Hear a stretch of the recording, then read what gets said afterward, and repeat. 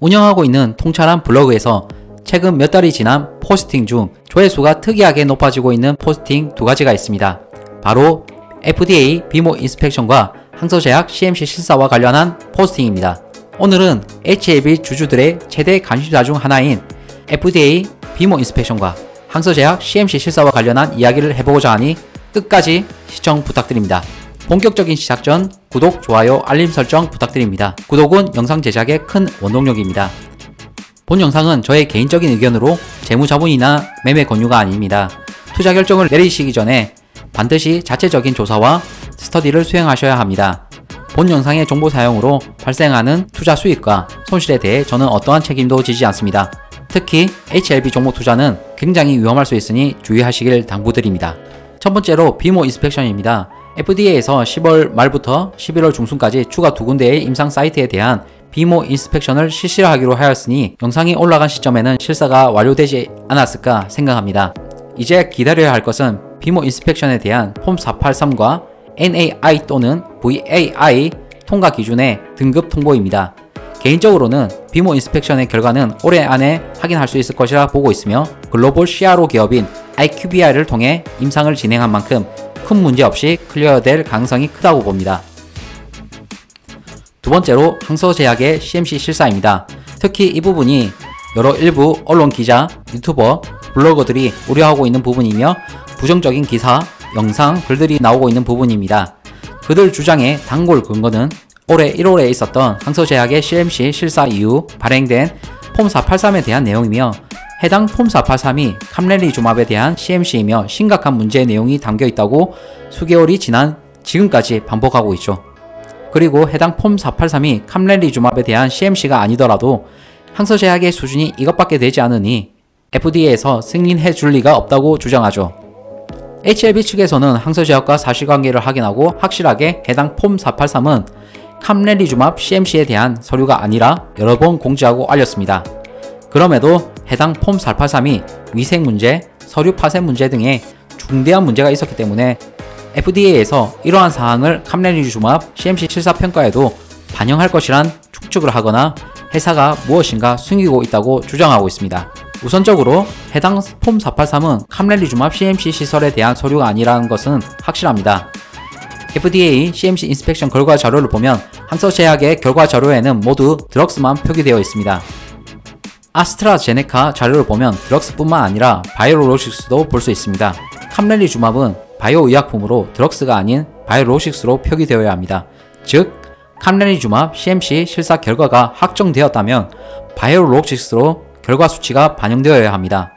결론적으로 FEI 300-737-3504의 폼 483은 캄렐리주맙 CMC 시설에 대한 서류가 아니라는 것을 논리적으로 확인할 수 있습니다.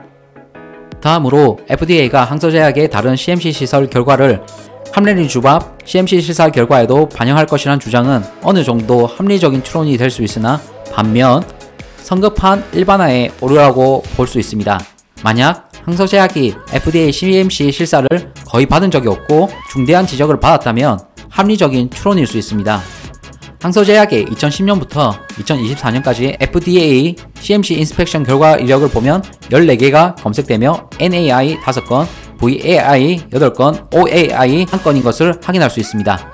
NAI는 전혀 문제가 없음을 뜻하고 VAI는 사소한 지적이 있었음을 뜻하고 OAI는 중대한 문제가 있었음을 뜻하는 등급입니다.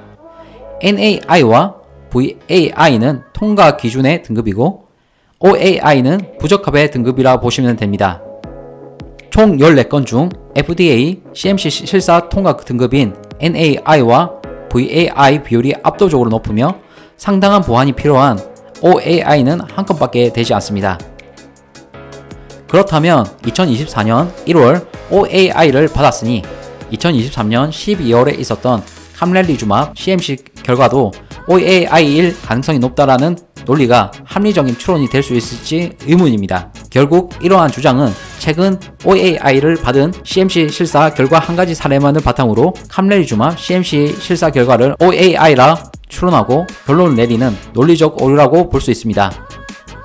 다른 방향으로 추론하면 항서제약이 FDA CMC 실사에 대한 통과 기준인 NAI와 VAI 비율이 90%가 넘기 때문에 캄레니주맙 CMC 실사 결과도 통과 기준을 만족할 가능성이 크다고 추론할 수 있기 때문입니다. 개인적인 뇌피셜 추론으로는 캄레니주맙 시설 CMC 실사에 대한 폼 483은 실사 이후 VAI 사항으로 항서제약에 전달되었고, 이후 항서제약은 간단한 사항이라 판단하고 지적사항을 보완하여 자료를 FDA에 제출하였고, FDA 사이트에서 결과가 포스트잇 되지 않은 것으로 보아 절차가 완료되지 않아 EIR이 발행되지 않았다고 생각합니다.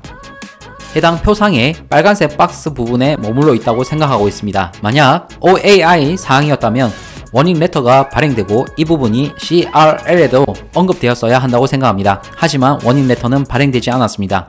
더욱이 FDA와의 타입 A 미팅에서 FDA는 항서제약의 CMC 지적사항에 대한 추가 보완할 사항이 없다고 언급하였죠. 그리고 FDA는 항서제약 캄레니주맙 CMC 시설의 보완사항을 직접 방문하여 확인할 계획으로 보입니다. 항서제약에서 FDA CMC 출신 전문가도 영입하고 여러 차례 철저하게 보완하였음을 확인한 만큼 클리어될 확률이 크다고 봅니다. FDA 항서제약 CMC 시설 보완사항에 대한 실사 이후 EIR이 발행되면 거의 대부분의 승인 관문은 넘어서는 것으로 볼 수 있습니다. 다만 OS 23.8개월 신규 제출 자료 검증은 지켜봐야 할 부분입니다. 주가가 하락하면 어김없이 부정적인 기사, 유튜브 영상, 블로그 글들이 쏟아져 나오며 공포와 두려움의 분위기를 고조시킵니다. 그리고 많은 개인들은 하락하는 주가, 숫자에 반응하여 심리적으로 굉장히 흔들리고 멘탈이 깨지죠. 그런데 잘 생각해 보십시오. 주가가 오를 땐 내용이 바뀐 것이 없는데 이런 부정적인 기사, 영상, 글들이 있었습니까? 거의 없었을 겁니다. 즉, 기자, 유튜버, 블로거도 다 사람들입니다. 일반적인 사람은 변동되는 숫자에 반응하게 되어 있죠. 그들도 변동되는 숫자에 반응하여 부정적인 기사, 영상, 글들을 올린 것이죠. 또 하나 뻔한 것이 있습니다. 주가가 의미있게 오르면 그들은 사라질 것이고 주가가 하락하면 또 튀어나올 것이란 겁니다. 이러한 기사, 영상, 글들에 계속 휘둘리시면 투자 심리, 마인드, 멘탈 관리에 좋을 것이 하나도 없습니다. 주가, 숫자에 반응하는 사람 심리를 이해하고 그들과는 다른 관점으로 생각하고 넓고 크게 바라본다면 장기 투자 성공률을 높일 수 있지 않을까 생각합니다. 다음 영상에는 HLB 주식을 기반으로 주가, 숫자에 반응하는 사람 심리에 대한 영상을 제작해 보도록 하겠으니 많은 관심 부탁드립니다. 여러분의 생각은 어떠신가요? 여러분의 생각을 댓글로 남겨주시면 답글을 남기도록 하겠습니다. 다음에도 인사이트 넘치는 투자 영상으로 찾아뵙겠습니다. 지금까지 돈되니 안되니 돈된디 투자 채널이었습니다. 감사합니다.